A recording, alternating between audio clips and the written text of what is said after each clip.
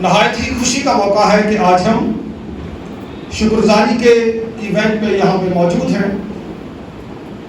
چند باتیں جو ہم سب خدا کے کلام میں سے سیکھیں گے اور سنیں بھی اور سب اس سے مستفید ہوں اور برکت پائیں. متن جو آپ کے سامنے تلاوت کیا گیا ہے یہ کامیابی کی کامرانی کی بات کرتا ہے. اس کا تعلق اقبال مندی کے ساتھ ہے. چند لمحے جو ہمارا عنوان ہو سکتا ہے وہ ہوگا success comes through obedience to God. کامیابی جو ہے وہ خدا کی فرما برداری سے آتی ہے. ویسے تو آپ جانتے ہیں خدا کا فضل خاص بھی ہے، فضل عام بھی ہے. بہت سارے لوگ جو خداوند یسوع مسیح سے واقف نہیں ہیں، جن کو ہم غیر نجات یافتہ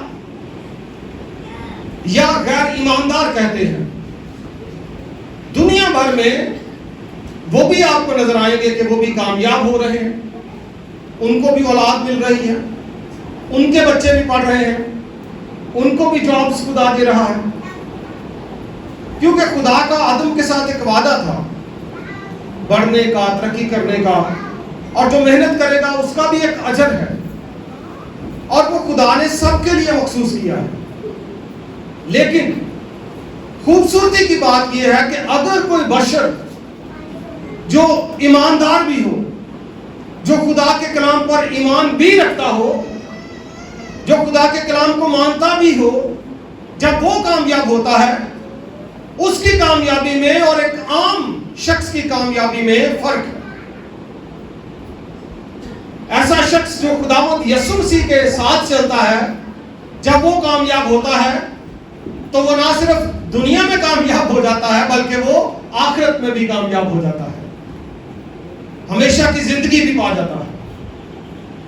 ہمارے ہاں یہاں پہ چند لوگ ایسے ہیں جن کا تعلق میڈیکل سے ہے یا رہا. چند لوگ ایسے ہیں، کچھ ایسے بھی ہیں جو مختلف فیلڈز میں جابز کر رہے ہیں، محنت کر رہے ہیں یا کاروبار کی سٹرگلز کر رہے ہیں.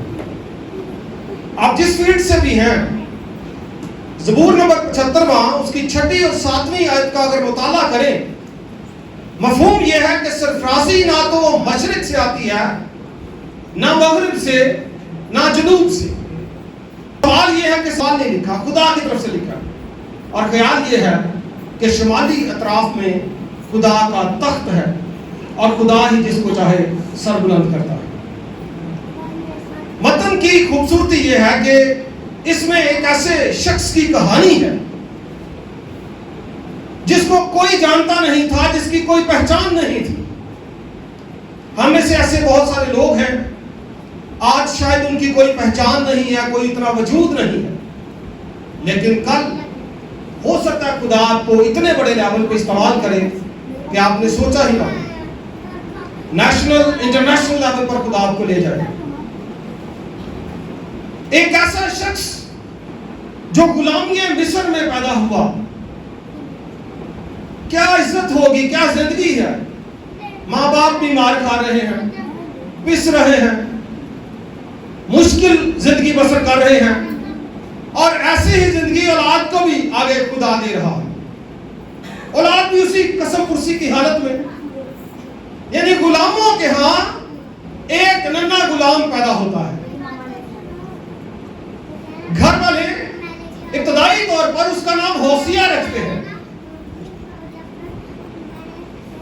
کیسی بات ہے،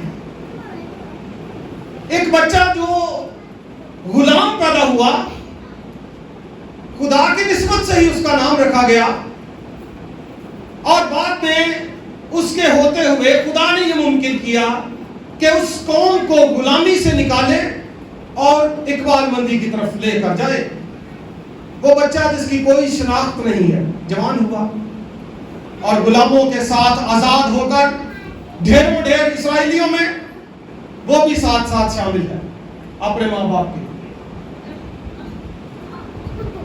اور لیڈر موسیٰ ہے، اس کا بھائی ہارون ہے، مختلف کاہن ہیں.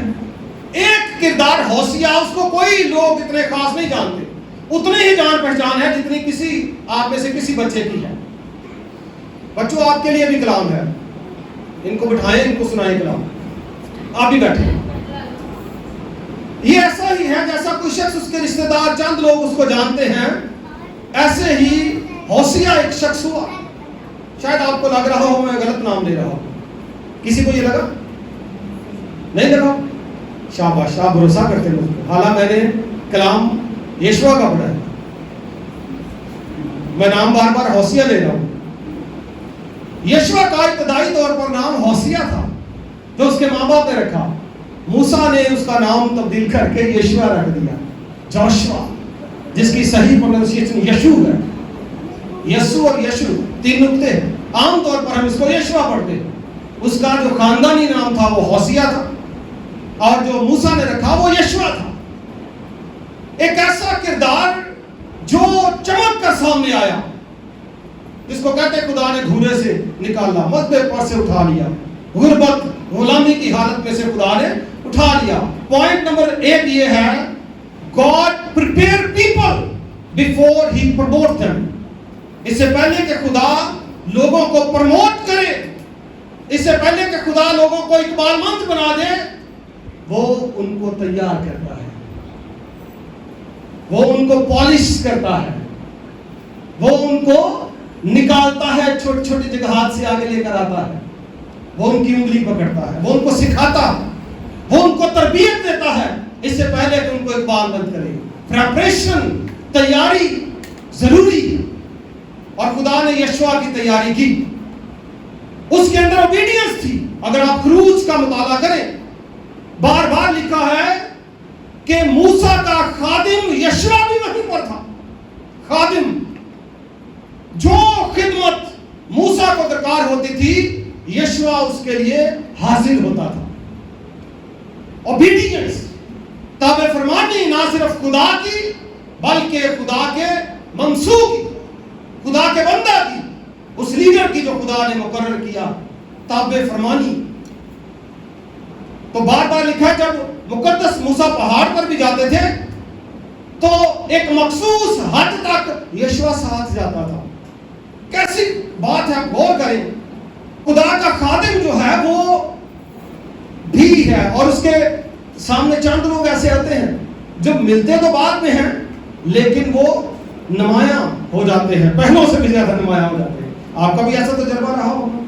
چند لوگ ایسے ہوتے ہیں جو بعد میں آتے ہیں ہماری فیملیز میں, ہمارے رشتہ داروں میں, ہمارے چرچ میں, لیکن لیڈرشپ کو وہ زیادہ اپیل کر جاتے ہیں. کیوں کرتے ہیں؟ کیونکہ ان کے اندر کوئی سکل ہے, کوئی خوبی ہے. اور یاد رکھیں خدا نے ہر شخص کو خوبیاں دی ہیں, توڑے دیے ہیں, بلیسنگ دی. تو وہ جب ان کا استعمال کرتا ہے پھر خدا اس کو دیکھتا ہے.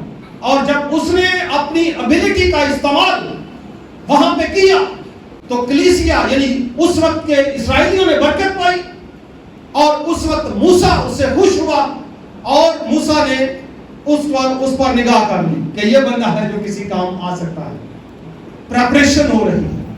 اس پریپریشن میں جوشوا جو غلامی سے نکلا, عام بچہ, سب کی نظر میں آ گیا, اور خدا نے بھی اس پر نظر کر لی. اور پھر ایک وقت آیا کہ موسیٰ نے اس کو چیف آف آرمی بنا دیا. پاکستان کے کانٹیکسٹ میں چیف آف آرمی کا عہدہ آپ بڑی اچھی طرح سب جانتے ہیں. اسرائیلیوں کو ایک ایسا چیف مل گیا جو اتنا کوئی جانتے والا نہیں تھا, عام بچہ تھا, عام لڑکا تھا, لیکن سکل, فرمانبرداری اور جو خدا نے اس کی تیاری کی تھی اس کی بنیاد پر اس کو چیف آف آرمی بنا دیا گیا. اور ساری جنگیں اس نے جتنی بھی لڑی سب میں وہ فاتح ہوا. کیسی خوبصورتی کی بات ہے. جس کو خدا کھڑا کرتا ہے اور جس کے ساتھ خدا ہوتا ہے وہ پھر فاتح ہوتا ہے. ہاللیلویہ. وہ اقبال مند ہوتا ہے. اور خدا نے اس کو برکت دی. 12 جاسوس جب موسیٰ نے بھیجے تاکہ وہ ملک کنعان کی سرزمین کا جائزہ لے کر آئیں, ان میں ایک یشوع تھا.